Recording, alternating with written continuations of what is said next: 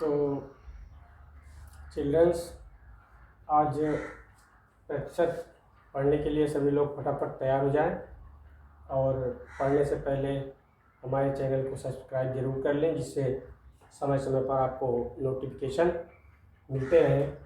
तो आज प्रतिशत में हम लोग बहुत ही महत्वपूर्ण सवाल पढ़ने जा रहे हैं जो अक्सर कॉम्पिटिटिव एग्ज़ाम में आते हैं।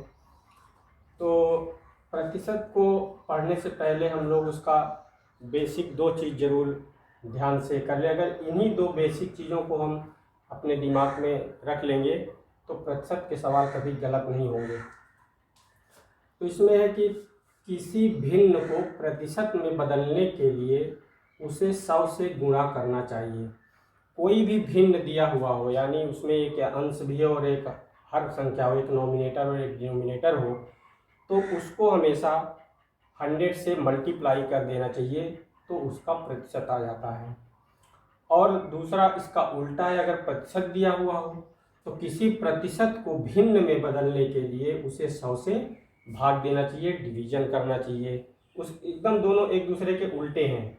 अगर कोई भिन्न दी हुई हो तो उसका प्रतिशत में बदलने के लिए 100 से गुणा कर देना चाहिए, और यदि कोई प्रतिशत पहले से दिया हो उसे भिन्न में बदलना है तो उसे 100 से भाग दे देना चाहिए।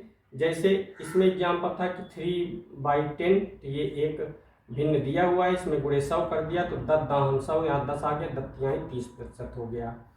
या कोई चीज़ 8% दिया है तो ये इसका भिन्न कितना हुआ, तो इसमें 8/100 कर दिया प्रतिशत की जगह, और इसको भाग कर देंगे तो 0.08 आ जाएगा।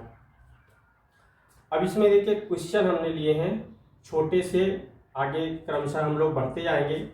जैसे 0.75 को प्रतिशत में बदलिए, तो अब इसको हमको भिन्न में पॉइंट में दिया है 0.75, तो इसमें जैसे ये दिया हुआ है प्रतिशत, इसको हम लोग साधारण सा दिया हुआ है संख्या 0.75, तो इसको इसके जैसा भिन्न दिया हुआ है। भिन्न एक तरह से देखें तो ये भिन्न कैसे बनेगा, आपको तो लगेगा कि ये भिन्न नहीं है, यहाँ तो भिन्न में एक अंश भी है और एक हर भी है, तो ये भी बनेगा। ये 0.75 जो है, अगर इसको हम लोग बदलेंगे तो ये जैसे ही अगर हम 0.75 को अगर हम 75 बनाएंगे तो इसके बटे में 100 हो जाएगा, क्योंकि यहाँ दशमलव के बाद 2 डिजिट है, तो यहाँ पे 1 लिख करके 2 0 लगाएंगे तो ये बन जाएगा 75/100, और इसमें वापस जब ये 100 का गुणा करेंगे तो ये 100 कट जाएगा और ये बच जाएगा 75%।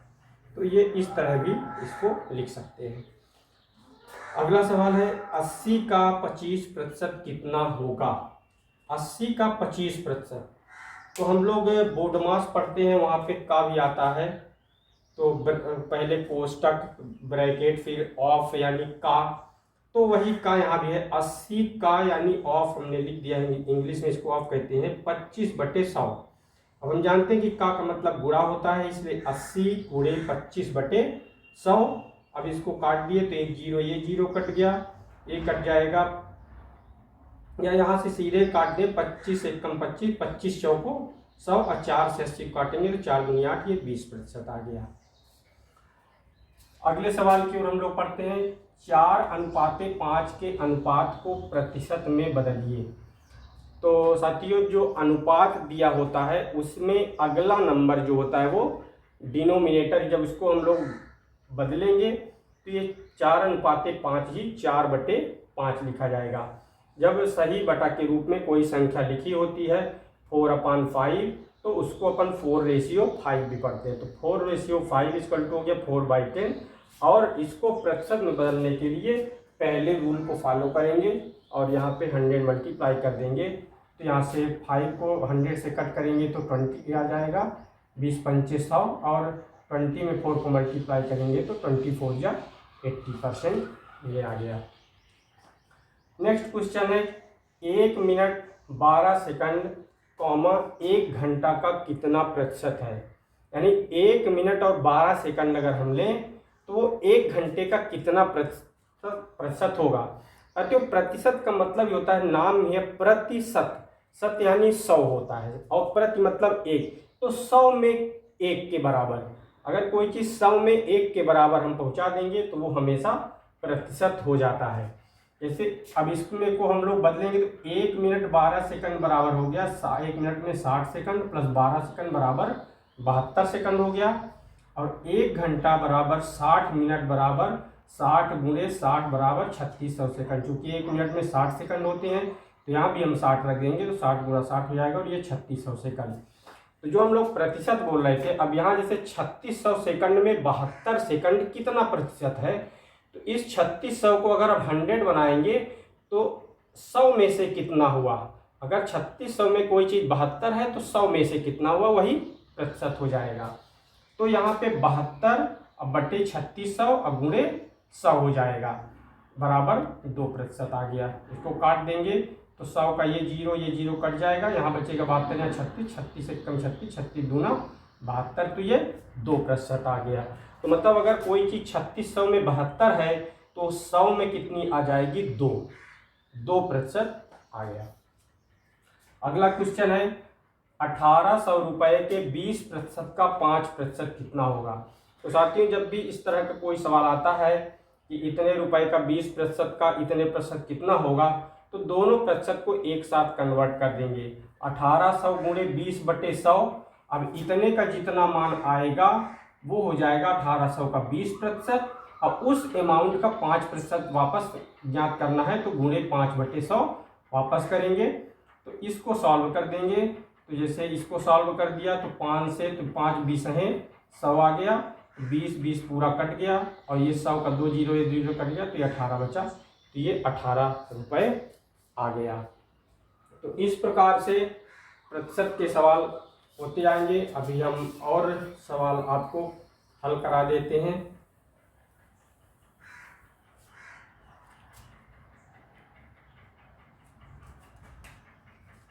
जैसे यदि दो संख्याएं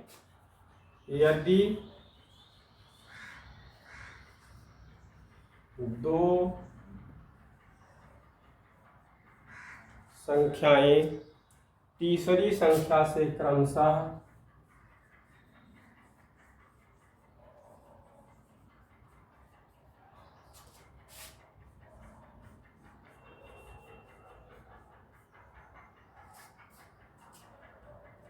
%30 व 40% कम है तो पहली संख्या का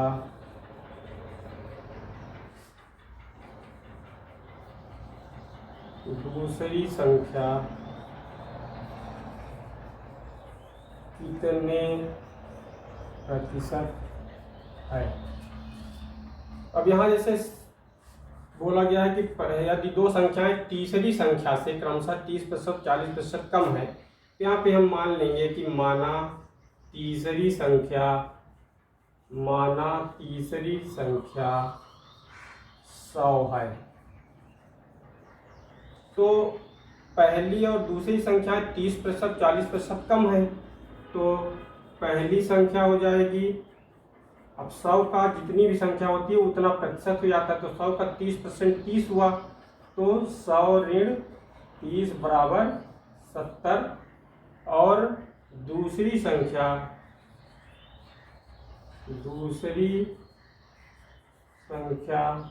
बराबर 100 ऋण 40 बराबर 60। अब बोला है तो पहली संख्या का दूसरी संख्या कितनी प्रतिशत है, दूसरी संख्या पहली का कितने प्रतिशत है, ये हो जाएगा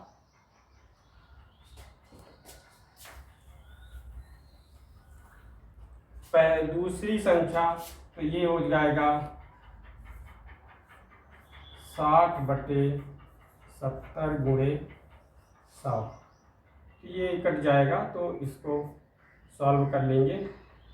ये इससे कट गया, ये बच गया 600 भागे 7।